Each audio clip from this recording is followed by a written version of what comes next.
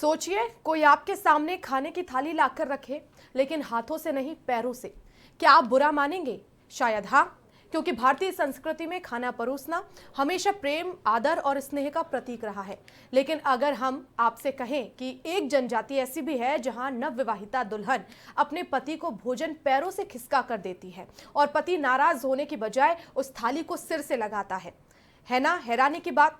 सुनने में अजीब जरूर लगता है, लेकिन थारू जनजाति में निभाई जाने वाली ये परंपरा सिर्फ एक रस्म नहीं, बल्कि इतिहास, भावनाओं और रिश्तों की गहराई से जुड़ी एक अनोखी परिभाषा है। मान्यता है कि थारू समुदाय की महिलाएं कभी राजसी परिवारों से ताल्लुक रखती थी, परंतु समय के उतार चढ़ाव में जब उन्हें अपने सामाजिक स्तर से नीचे विवाह करना पड़ा, तो उनके मन में एक छुपा हुआ विरोध भी पनपने लगा। इस विरोध को व्यक्त करने के लिए उन्होंने एक प्रतीकात्मक तरीका चुना, पैर से थाली परोसना। इस रस्म को थारू समुदाय में अपना पराया कहा जाता है। जब दुल्हन अपने मायके को छोड़कर ससुराल आती है, तो वह अपने दोनों जीवन के बीच झूलती है।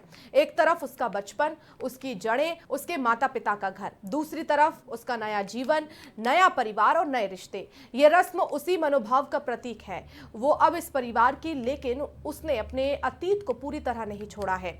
इस अनूठी परंपरा को केवल एक रस्म के रूप में देखना उचित नहीं होगा। ये एक तरह से उस समय की महिलाओं की आंतरिक आवाज थी, जब उन्हें उनकी मर्जी के खिलाफ फैसले स्वीकार करने पड़े। वे जीवन तो स्वीकार करती हैं, लेकिन अपनी पहचान को पूरी तरह से खोने के लिए तैयार नहीं थी।